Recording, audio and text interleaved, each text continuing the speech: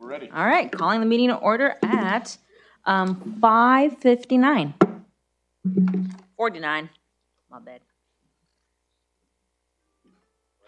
Oh, yes.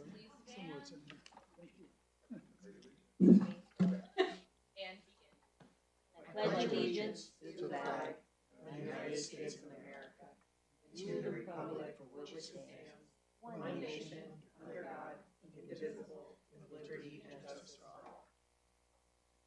Thank you. All right, so moving on to public comments on not on agenda items. Do we have any? No? Okay, all right. 8.1 school business, A, Citizens Bond Oversight Committee bylaws for Measure R. So this is a proposal to change our bylaws for our Citizens Oversight Committee for Measure R, the bond that passed in November. Basically what we are doing is taking our Measure D committee, which is the bond that we will finish out this summer, and changing it out to be Measure R. So, and then it will go on until we finish out the Measure R projects, which we have yet to scope out, and we will be doing in the very near future. So are these with the same participants? Same participants. And yeah. they're willing to if continue? they're willing, so yes. And they can always quit anyway, right? So They've been on it for a long time. And it's not easy to get a full committee. That's why we don't want to try to start over. Yeah. So, but they're actually a great group and very versed on what they need to do. So Yeah. Great. Awesome. I think this sounds like a good idea. As a former member of the Bond Oversight Committee, I approve. All right. So we need a motion and a second to be able to pass the bylaws. I'll second. All in favor? Aye. Any opposed? Nope. Okay. All right. And the next one is honestly, a bit of a silly resolution to certify the adoption of the bylaws on the Measure R committee. So it's like we're voting on the same thing twice, but this is a resolution on a roll call. Yep. We still need a motion and a second. So moved. Or I move to approve the resolution. Second. All right. President Lopez Jimenez. Aye. Vice President Patmosol. Trustee McAllister. Aye. Trustee Velasquez. Aye. Trustee Del Rey. Aye. Thank you. Okay, everybody needs to be flexible with us. We are going to start the next item, but at 6:05, we must stop to hold the public hearing for the trustee areas, and then we can dive And then we back go in. back. Yeah. So I just want to make it clear, like, I have my phone out. I'm going to stop us right at 6:05. Jonathan Salt from our legal firm is here and on Zoom and is going to take us through what we need in terms of information for the public hearing. But today I want to talk about update on supports for undocumented students and families. Obviously, there's a tremendous amount of concern in the community. Oh, we can finish it. Okay. Okay, great. Well, we'll finish it then. So there's a lot of angst in the community and fear amongst families, amongst staff, amongst some of the students around recent executive actions that have been taken regarding immigration. Specifically one that was taken to say that immigration agents could actually enter schools. And so we want to reiterate the things that we are doing to support and make sure that our students are safe and feel encouraged to come to school as a result. So I'm going to take you through a couple things and then we can discuss any ideas you may have. In addition, so first of all, rights of undocumented students, not just undocumented students, all students. In California, all students ages 6 to 18 not only have the right to come to school, but they have compulsory education. They have to come to school, right? So it's your right to be here. The U.S. Supreme Court affirmed that right in Plyer versus Doe when they said that any student, regardless of their immigration status in any state, must have the right to a free public education. And no state can override that, even though we tried in California in Prop 187. So do you have the date for Plyer versus Doe? I don't in front of me, but I have it, and I will get it for you. And then all students have the right to a public school learning environment free of discrimination, harassment, bullying, violence, and intimidation. Wanted to also highlight that because some of the things seem to be very intimidating and harassing, in my opinion, in regards to our students. You can go to the next slide. Privacy of student data. We are actually not allowed to collect information regarding students or families' immigration or legal status, so we do not do it. We have no records of who's documented, undocumented, no idea really, unless somebody told us and we don't write it down. There's no record of it. So even if we were approached and asked by somebody, we wouldn't be able to respond because there simply isn't a record that indicates that. Furthermore, we are legally responsible to maintain the confidentiality of all personally identifiable information from students, and that's FERPA, which is a U.S. code. It's federal law. So again, student data is private, and even if it wasn't, we don't know because we don't ask. Actions that we have taken so far. On November 20th, preemptively, we passed the Safe Haven Resolution, reaffirming our commitment to our immigrant students and families. That was sent out shortly after the 20th, and then we actually just sent it out again to families to let them know in light of everything that's happening this week. All staff have received the quick reference for school officials guide that was circulated by Rob Bonta's office, the California Attorney General, outlining how to handle the possibility of immigration agents coming to a school campus. Parents received, like I said, the Safe Haven Resolution, as well as a checklist for immigrant students and families that the same California Attorney General's office circulated, as well as a clearinghouse of resources from the Sonoma County Office of Education in an email blast out yesterday. I have been on the phone and received some flyers that were circulating at the sites with Corazon and know of the specific things they have that can help families who are fearful or need help with immigration attorneys, et cetera. We actually are coordinating with an organization to try to bring attorneys into the school that could meet with students and families on school sites to help navigate some of those things. They are understandably very busy, and so it's been hard to find a date. Tomorrow, I'm attending a county-wide superintendent's meeting to discuss resources and approaches to keeping students and families safe and coordinating our communication and just the services that are available in the county. Over the next 2 weeks, I will be meeting with our bilingual family outreach coordinators to create, I don't know exactly if it's going to be a web page or a document that we put out to families, but just have a centralized place where we have all the different agencies and places where we can refer families to for support. And then I'll be doing a brief training. It's really not all that in depth, but just making sure our site administrators know how to handle the possibility of an immigration official should they show up at the school. That is consistent with state law. And then, of course, we'll have continued vigilance and coordination with all the local agencies. I have already talked with Chief of Police Matt Jenkins, who assured me the police don't play any role with immigration agents here in Healdsburg, as well as the city manager who's been working with the chief. So in connection with a lot of different people. I'd like to, when you're talking about training the site administrators, that the office personnel also know that they're to make sure that they invoke the administrator. Yeah, no, that was made point, clear to staff and communication. That you get site admin, and then site admin needs to be the person that is talking to them right away. And honestly, they need to get me involved as quickly as possible as well. So, yeah.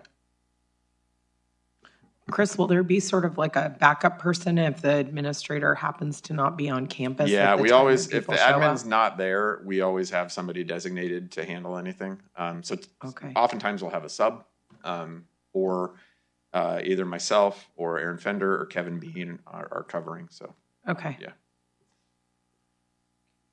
Would you just quickly walk through what would happen if?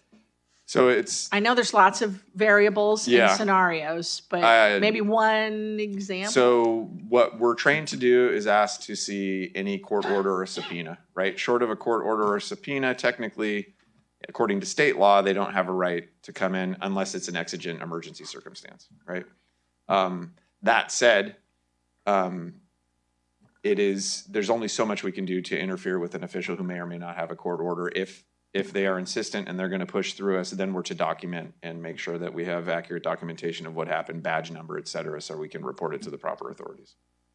So, and that was directly from the Attorney General's office in terms of guidance.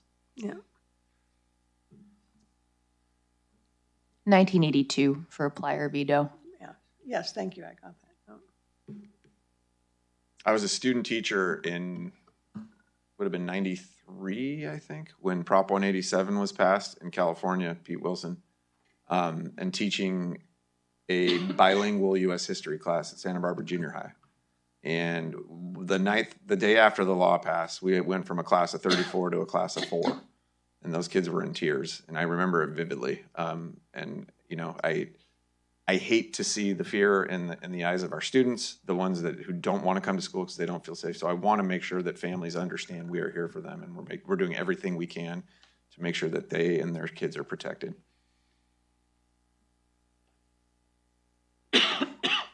So would they be coming onto the school grounds to actually,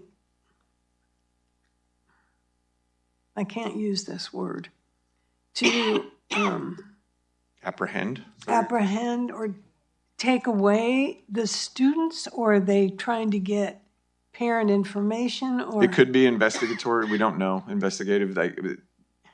I've never experienced it. I've never heard of it happening, so I can't even really answer the question. You know, frankly, the AXA, which is the Association of California School Administrators, and Fagan, Friedman, and Full Frost, the law firm, put out a bulletin noticing us of what we can and can't do. And they said in the unlikely event that this actually happens on a school campus.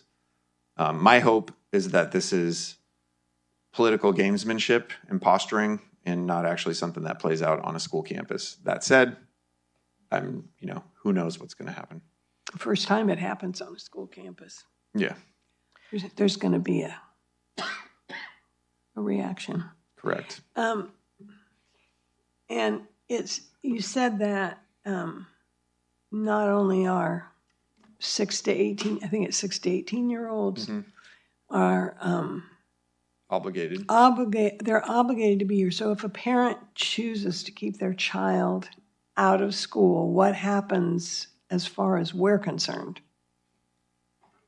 I mean, if it's a continued thing, we're going to talk to the family about what we can do to get the kid in school. If it's for a day or two out of fear for some reason, that's another thing. And if we talk to the parent, all site administrators have the ability to forgive absences and not have it become a truancy.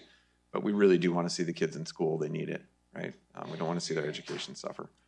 So, My understanding also is that it sometimes the fear works the other way. The child doesn't want to be separated from a parent in case something happens to the parent while they're in school. Do we have things in place around communication around something like that? Or I don't even know what. I can talk to our psychologists. We've done things, like how to talk to your child about certain issues in the past. So that's a great idea, actually, to put some resources out there about how you can reassure and support your child in terms of their mental health as they're kind of internalizing the trauma they see in their parents. So it's a good idea. Can you enumerate for me, I'm thinking of counseling, the wellness center, et cetera, that are available to our kids should they become fearful or whatever.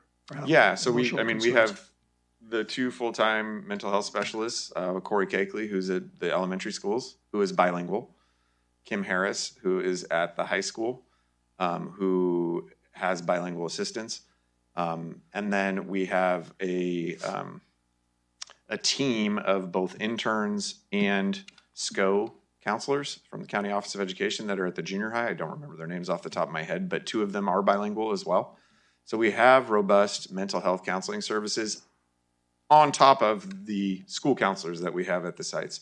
So there is a plethora of mental health supports for kids who are feeling angst about this. And at the high school, as you saw at the last board meeting just last week, the kids can just drop in and take a breather and get some help for 10, 15 minutes if they need it at the wellness center. So.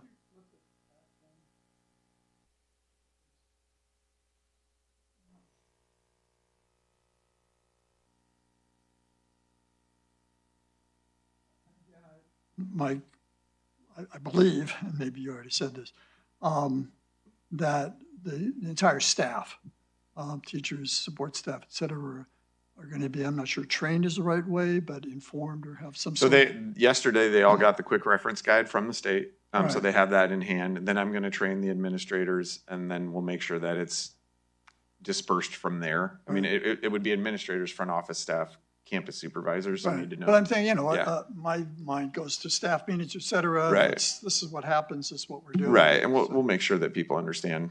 And again, it's what we do with immigration, but also what we do for our kids and our parents as well. Yeah, So- yeah. I think staff actually has a pretty good handle on the mental health supports already.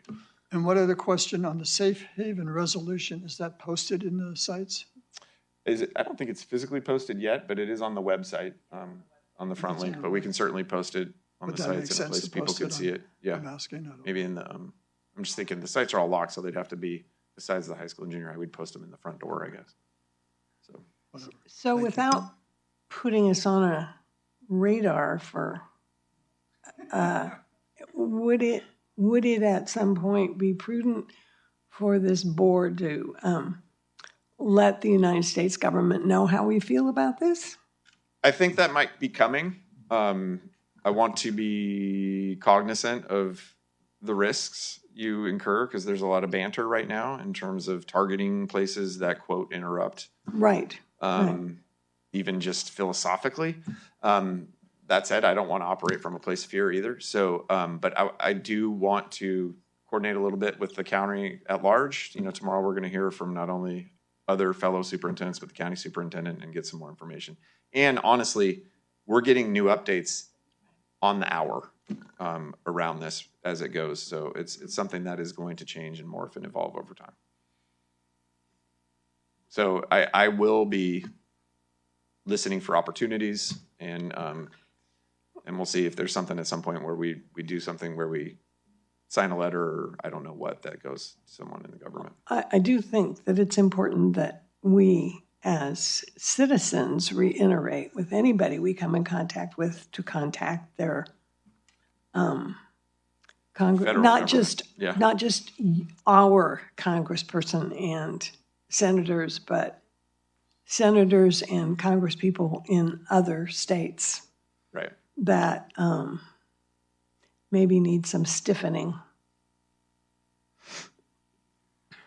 Some of our schools do have aftercare on site. Do we know what the city of Healdsburg is doing to That's make a sure good word. that I will make sure they get the same training so that their staff have the knowledge of what they Okay. need to do. Yeah. Okay. Thank you. It was Well, really I know, obviously, the board back in November passed the safe haven resolution with some forethought to what might be happening. And I appreciate Lupe and Mike requesting that this be on the agenda tonight to just make sure it's in forefront in our minds. So, yeah, thank you. Yeah. And we can talk more about it should things come up that we need to bring forward. So And to that end as well, thank you for your leadership and the work of all the site and district administration at this point, and then the whole staff, I think, in the next probably 10 days or less. But again, I do appreciate that. yeah, like 4 days at this point, right? It hasn't been very long. Yeah. Thank you so much, Chris, Yeah. for all this good information. And I think we should certainly have all the resources available on our website and really Yeah. appreciate it.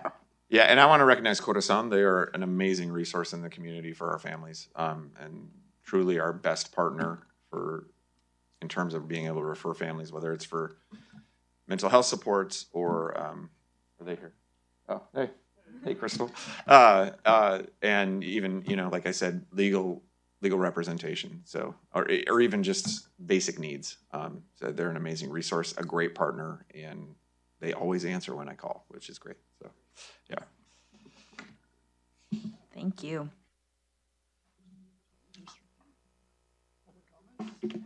Yeah. Are- Do we have any public comment? Oh, yeah. We need you to fill out a card after, but come on up. I'll get your card. We know.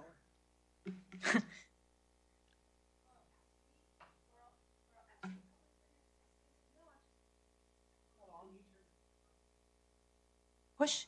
Yeah, can you hear me now? Great. So, no, I wasn't going to say anything. I'm here to listen. And first of all, I really think what you guys are saying is super important. And I think that paying attention right now and making plans right now, hopefully it'll be all for naught. But what if it isn't?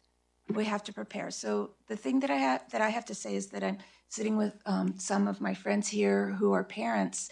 And the one comment that really struck me that I think you guys should hear is the question, really simple one, difficult one.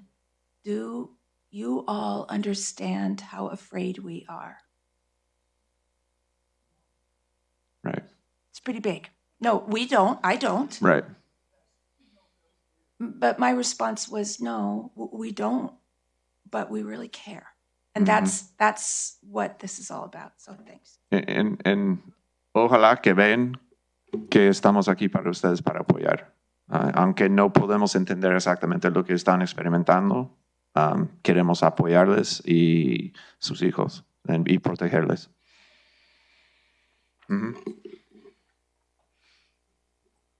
Crystal's coming too. Public comment. You got to do a card when you're done, Crystal. Yes, Yeah. I will do a card after. Good evening, board, HOC board. I just wanted to come up and just express my gratitude for your commitment to protect our families and to reiterate that our families are safe in our district. The rhetoric in our country does not explicitly share that with our families. So I thank you for that. Just some conversations that I've been a part of and comments that I've been hearing. I've been hearing that leaders in our community, teachers, paraprofessionals, and just anyone who works in our schools, they're interested in what they can potentially do as an individual and how they can best prepare. So I encourage our school board, our superintendent, to partner with agencies. Corazon is not an immigration attorney or organization, but there's others in our county that are. And so I encourage you all to explore potential workshops, trainings for the adults that work in our schools. And then furthermore, the wellness of our students and our families and how we can best support them. Last year, we spoke about mental health, the importance of the health of our students. And so I would encourage you all to explore potential opportunities for students to talk about what they're feeling, what they're hearing, what the conversations are looking like at home.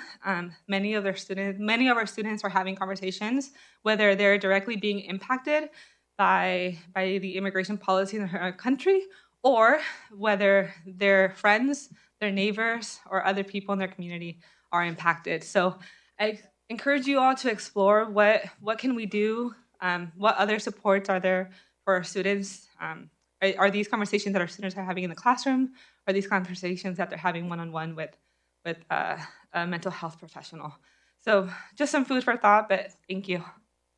Thank you. So, Chris, Yep. is that something that we can, I guess, encourage the wellness staff and the counselors absolutely. Yeah. to Some sort of forum or space. to start formally creating some groups where so that kids can talk about Absolutely. this. I think that's a great idea to do that. Also, I don't know if there could be some sort of I guess adding to the forum, but also for adults and families, so that we could hold space for them as well to talk about what's going on. And I know our kids are definitely important, but it's also impacting the adults as well. So is there anything that we could do as a district for them to hold space? We can.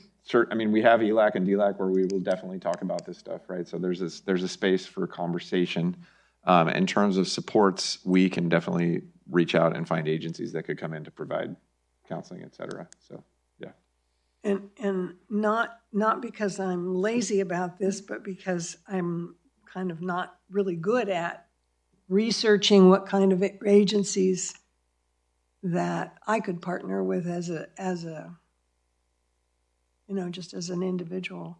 I'd be interested in knowing what those are, and I really am lousy at searching things out. Corazon's a great resource, and as well as our parent outreach coordinators. They're very well networked in the county. So that's one of the things, like I said, we'll be working on the coming weeks to kind of have a clearinghouse of different places where we can get information or referrals. So that we could also, Keep us posted, please. Yep. so that we can also,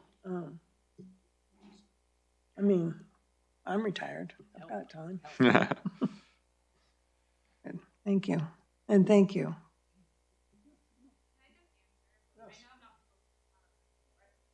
It's all right. I just want to add two things. The first is that most immigration organizations are not holding Know Your Rights workshops in person right now. That can create vulnerable spaces for community members to feel targeted or to be targeted. So just thinking about what other ways can we do this in an informal way that is maybe more word of mouth by our parent liaisons. And the second is I'm more than happy to provide a list of resources to Chris of agencies and organizations in our county that are providing resources, and encourage you all to attend a workshop as well. There's some virtual workshops for any community member who would like to prepare. So. Yeah, good. Thank you.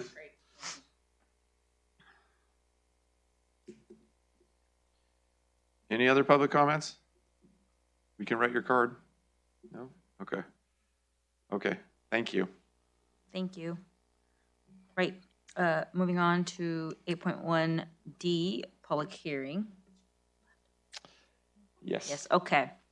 We will now convene a public hearing. Under California Election Code Section 110, the board must hold at least 2 public hearings over a period of no more than 30 days, at which the public is invited to provide input regarding the composition of potential trustee voting areas before the district's demographer draws draft maps, proposed trustee boundaries of the district. All right. So, Jonathan, are you on? You're going to take it from here?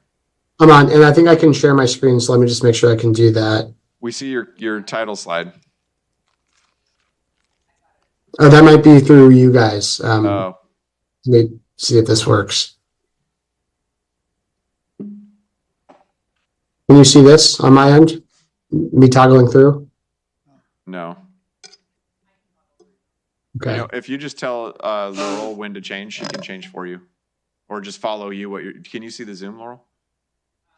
Oh, okay. So. Why don't we do this? There's a page at the bottom. Is it okay if you just tell us what slide you want to be on? So we just start the first page and you can say change slide? Yeah, let's do that. Right now, let's stay on the title slide for a second. Okay. Jonathan, could I ask you to just back off a little from your microphone? I had this experience when I was Zooming. Apparently, we're pretty loud. We don't have a lot of control over the volume of people coming into the. Of course. Can't hear you. Thank you. Of course. And yes, is this an okay volume? Is this an okay volume? Just maybe back off a little more. Okay. I'll speak lower. Is that better? Yeah. That's better. Okay. Good evening. I'm Jonathan Salt with F3. It's good to see you again. This is the second pre-map public hearing. This is the final pre-map public hearing. The next time that you see me on your screen, we'll be looking at draft map options that the demographer will have prepared. This presentation is very similar to the one last week, with one notable exception. Last week, when the demographer pulled the data and pulled the maps, it was unbeknownst to them that Westside Union and Alexander Valley feed in and then go to your high schools. And so because of that, and after confirming with the registrar of voters, folks who live in those jurisdictions vote in your elections. And so there's a slight expansion of the district's overall boundaries on this version, and a slight uptick. I think it added like 1,400 total people, so not much, but so that's the only difference. And so the purpose of today's meeting is to solicit feedback. Last chance to do it before any maps are drawn. So if you go to slide 2, oh, now I can see it on my screen. Perfect. Okay, so we are here because of the California Voting Rights Act, or CVRA. That law says that if you have an at-large election system where folks can run for board no matter where they live in the district, and everybody in the district can vote for them in all elections, if that system impairs the ability of members of protected classes from electing candidates of choice, that system might violate CVRA. Next slide. There's no intent requirement to be violating CVRA, and so it's much easier for someone to allege and prove a violation compared to under federal law. Next slide. A key reason why this is popping up in your area and around the state is because those who raise allegations of CVRA violations can be entitled to attorney's fees and expert fees. But if a school district or city were to successfully defend the at-large system, they're not afforded that same right. Although to date, no public entity has ever successfully defended having an at-large system. That's why most folks just make the change. Next slide.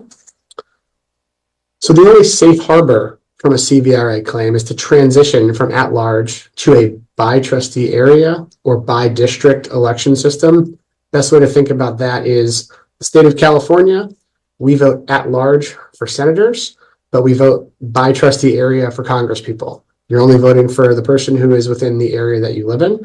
And so here, the district will be divided into 5 roughly equal population areas, and 1 trustee will be elected from each area only by the voters who live in that same area.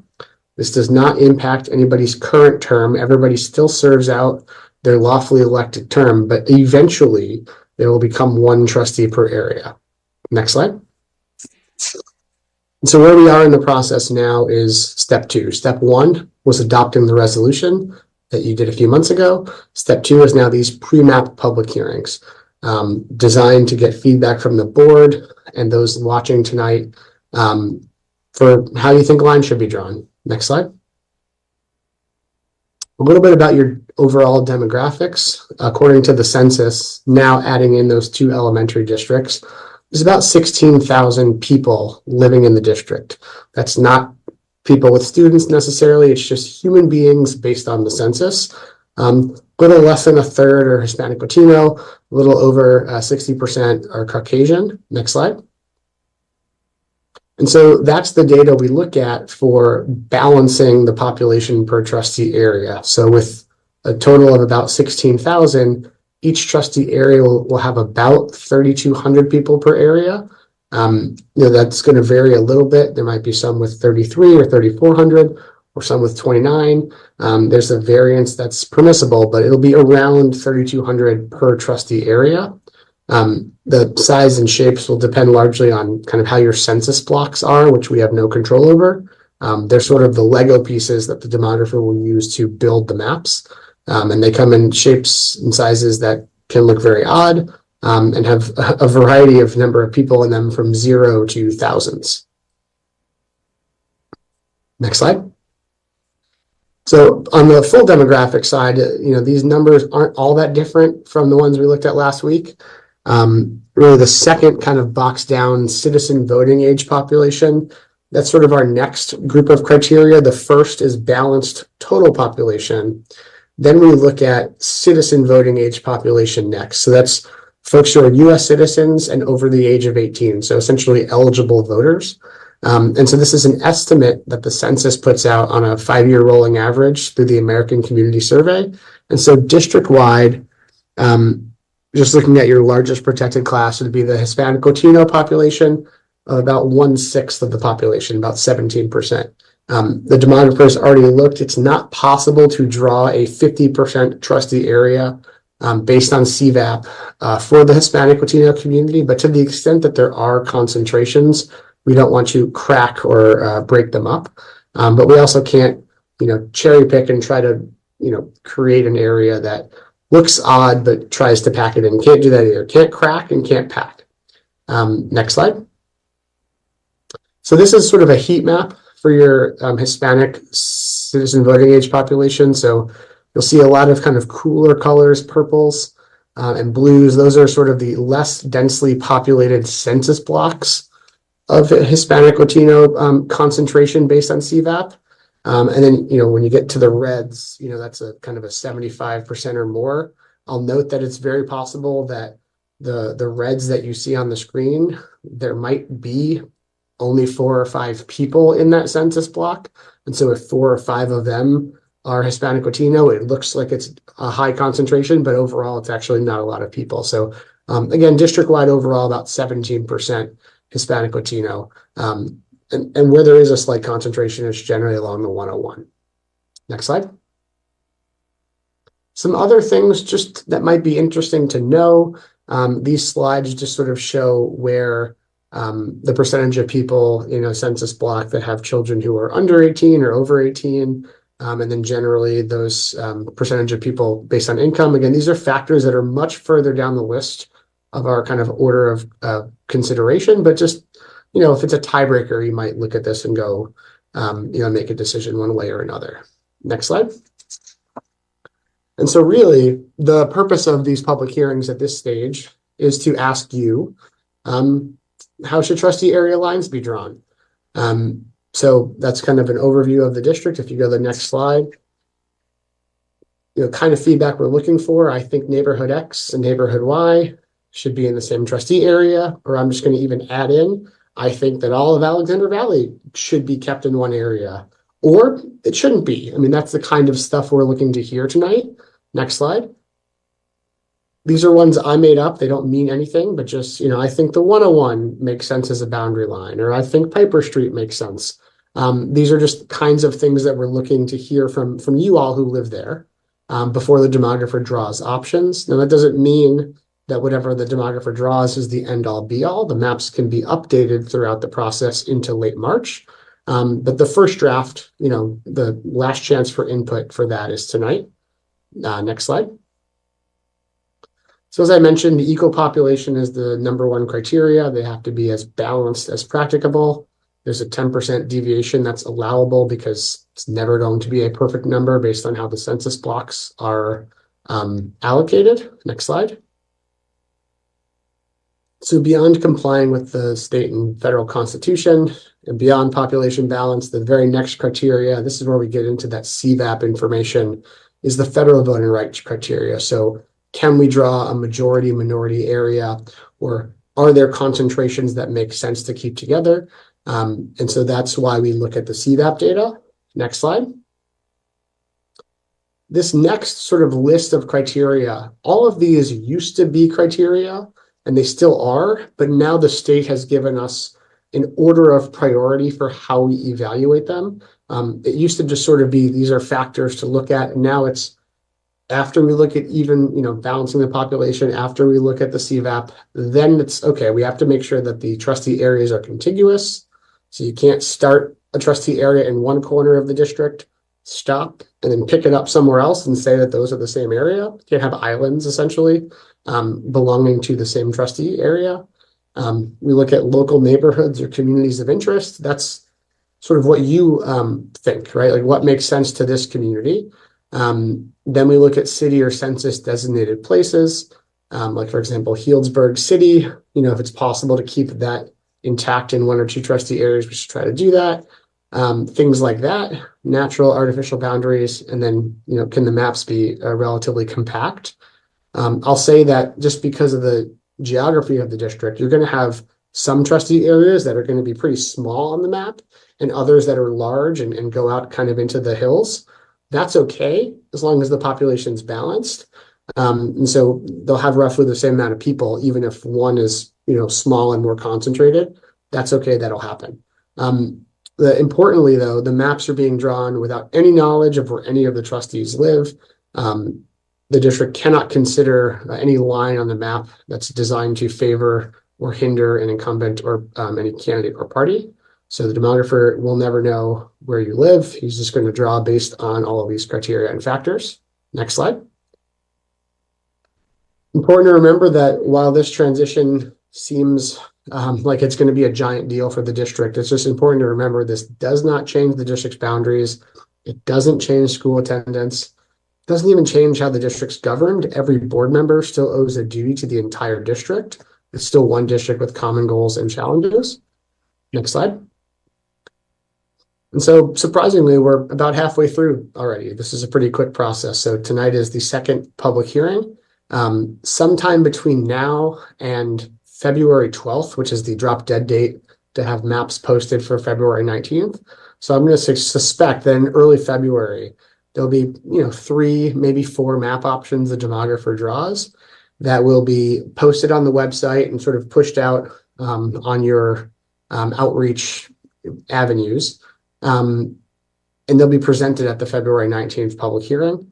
That will be my last public hearing for this process because my wife is due on March 7th.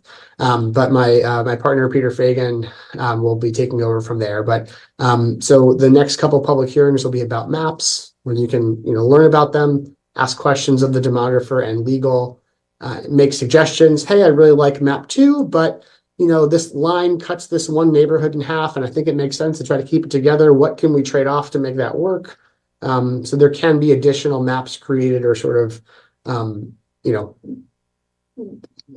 alternate ones. So like map 4A might exist based on some feedback. So that's all open and allowed until 7 days before the final adoption. So the drop dead date for any changes to the map would be March 20th. Because all the maps have to be posted at least 7 days in advance of consideration for a public hearing. So after March 27th, at that board meeting, there'll be a public hearing, and then you will vote to adopt one of the map options. Next slide. So with that, I'm happy to listen to the public comment from the community and questions from the board, and then answer any thoughts, questions, concerns as we go. All right. Well, as part of this public hearing, members of the public may submit comments on the establishment of voting area boundaries for the new trustee voting areas that will be established as part of the district's transition from a large election system to a bi-trustee area voting system.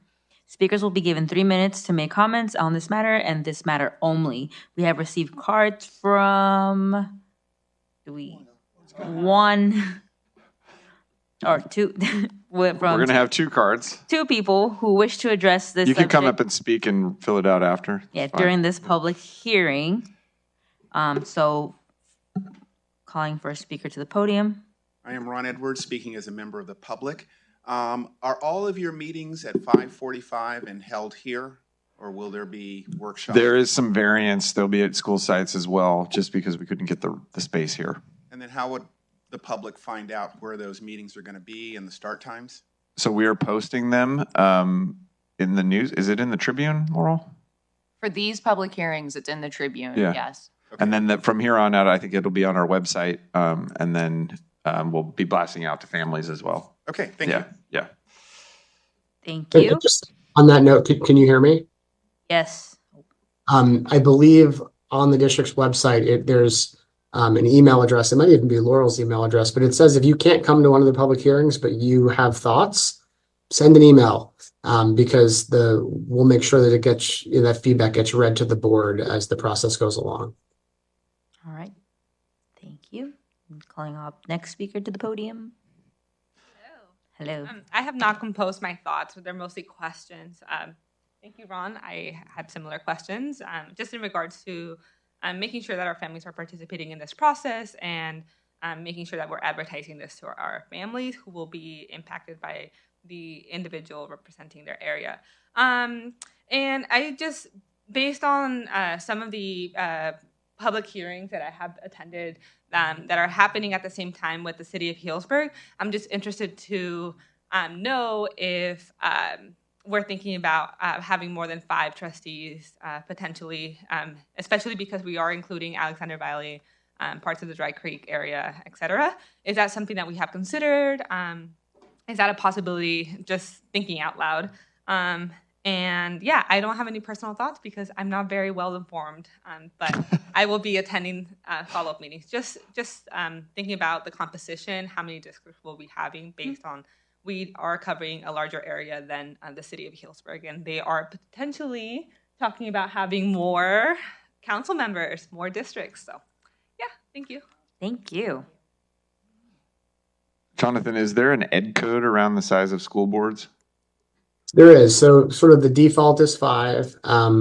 If you have a small enough student population, you are allowed to go down to 3. You also on your own can petition to go to 7. But that process is lengthy and it's not necessary. You can do it at the same time, but it's a separate process from this. Obviously, if you wanted to go to 7, you'd want to have that kind of in the works now because otherwise the maps that are going to have 5 aren't going to be helpful. But I'd say it's uncommon to do for school boards to switch from 5 to 7, particularly one with only 16,000 people in it. But it's certainly something if you want to look into, I can help with. But it's not a recommendation of mine to make that kind of switch. Yeah, I would say that my experience has been it's large urban districts that have 7 school board trustees typically, and they're just dealing not necessarily larger geographical space, but vastly larger populations. Okay. That was kind of my question was, it seemed like it was predetermined that it was going to be 5, but of course there's lively conversations with the city council about this right now, and was wondering how that had been settled, but I don't know. it's completely logical. And our areas are different than the cities as well. So, Right. Yeah. Yeah. Is it okay if I just jump in with the things that have come to mind for me in thinking about this? The first one is that I think that when the demographer is looking at street boundaries, it probably would make common sense to have both sides of the same street included in the same boundary. So if the boundary was I'm just going to speak about my own neighborhood. If the boundary is March Ave, it doesn't make any sense to me to make one side of March Ave one district and the other side of March Ave another district. Because I think that the streets tend to be little neighborhood communities where people know each other and the kids walk to school together and so on. And I would just love to keep some of those little micro communities together. And then the other thing that comes to mind, and I don't know, how to solve this because I feel like this is different than the original presentation we had, is that I don't think that it makes sense from a governance standpoint to have Dry Creek and Alexander Valley districts have their own representative, to have that geographical area not be also incorporated into some part of the center of town, because representatives from those areas are not thinking about elementary. They don't have maybe the same, Because they have the community. well, they have their own school. elementary schools Yeah. and their own elementary districts, which have their own concerns. So while we may have a representative that has a student at the high school, their knowledge of elementary and to some extent junior high, depending on when their kids are coming over, is just going to be, let's just say, like a different understanding and a different investment potentially. And I hate to have any situation where our goals for elementary level are any different than our goals from junior high and high school level. And I also think it takes a comprehensive understanding across a board of 5 members of both primary and secondary issues to make decisions for the whole district. So if there's any way to sort of say, look, we're not going to make Alexander Valley district an exclusive representative area. And that's not to say that we wouldn't get a fantastic board member. We might even have a board member who was previously on the Alexander Valley board. However, I just think that as a 5-member board looking across the whole district, we really need to be cognizant of issues that impact our students from TK all the way up through 12. And I just think that may be different. So if we look at ways to cut into town, and I don't know from a demographic standpoint, numbers wise, that might be a necessity anyway. It will probably be automatic because of population, but I think it's a good word to be cognizant of. So Jonathan, translating, there's outlying rural areas. So the West Side District, the Alexander Valley District, and then really Dry Creek, which is in our area, but if you just follow Dry Creek Road out there, they're all rural right. I guess areas. I was meaning the West Side District because I'm So just those- always imagine it along the Dry Creek. Making sure that West Side and Alexander Valley would not be standalones necessarily, but would be tied into population centers within the city boundaries would make sense so that we have common interests represented. Absolutely. And it's not even possible, as you suggested. I mean, I think that both of them combined is only about 1,500 people. So okay. Both of them combined is still half of a trustee area of population. Okay.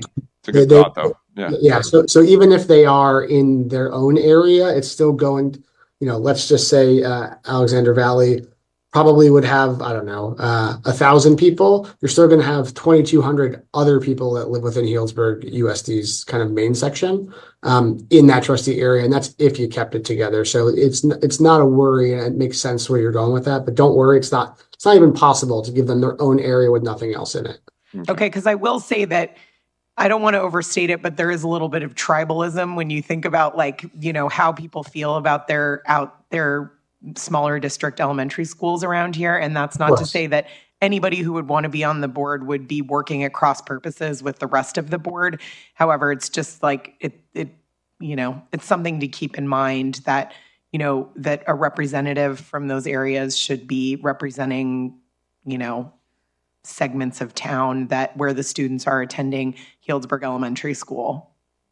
Absolutely. That makes sense. And on your other point about the street boundaries, I will pass that along to the demographer. I'll say that a lot of that, though, will depend on where the census block lines are. Right. Sometimes those lines are in the middle of a street, you know, take, I don't know, Main Street, right? Making up a street. It might be that those are different census blocks on different sides of the street, and it also might not be. So it really just depends. Cool. I would say I think it's really important, and I think we'll get a better representative from each neighborhood if we're able to kind of keep these keep the neighborhoods together or have capture the census blocks on either side of the street. And I wouldn't say that offhand I can think of many places where that's going to make a difference, but I can certainly think of half a dozen or so where, and that's definitely true on March Ave. We just live one block over, and you know, there's apartments and single family homes on both sides. And it's very much a neighborhood on March Ave on the, you know, on the flats to the west of University Street. Okay. Yeah.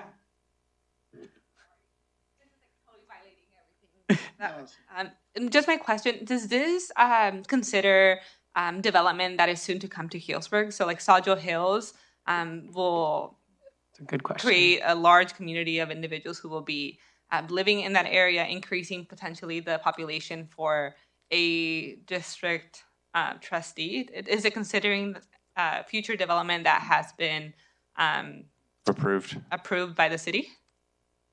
Jonathan, I'm happy to answer that to a very minor extent. So the map will be good until the next census comes out, which will be in 2031. And then there'll have to be kind of a review to rebalance and kind of look at the lines again. Yeah, that makes sense. And so basically the maps are good until the next census, right? Because on any given day, there's a different number of people that actually live here. So kind of the rule is the census is the exact number at that moment. So you know, if you know that there's a particular part of town where there is construction going up, you can potentially intentionally slightly underpopulate that trustee area. You got to keep it within the 10%, but you might, you know, put, you know, have that one be the smallest total number of people based on the census, knowing that when it's built and populated, it'll actually rebalance. But with your numbers, there's not a huge, and you're only talking about 300 kind of people between the largest and the smallest area, but it's something that we can look at. It's just, it's a small number here. We can't intentionally underpopulate beyond the 10% variance because then it's not in compliance. So along those lines, we have a lot of people with weekend homes. They're not counted, right? Because they have their primary residence. That's where their census is, right? They don't vote in our elections. Correct. So I feel like a lot of those Sawjell Hills homes are weekend homes. Yeah, there's going to be apartments. Oh, the big apartments. Yeah. Yes. And on the other side of the street. Yes. Gotcha. All right. Well, okay. Well, thank you all for your comments. The public hearing for public testimony concerning the composition of potential trustee voting areas is now closed at 6:43 p.m. Thank you, Jonathan. Thank you. All right. Well, that is all that we have for the meeting today. Our next regular board meeting will be Wednesday, February 19th here at City Hall. Deadlines to submit agenda items will be Monday, February 10th. to complete agenda request forms due, and then on Wednesday, February 12th, all backup material is due. Thank you, and our meeting is now adjourned.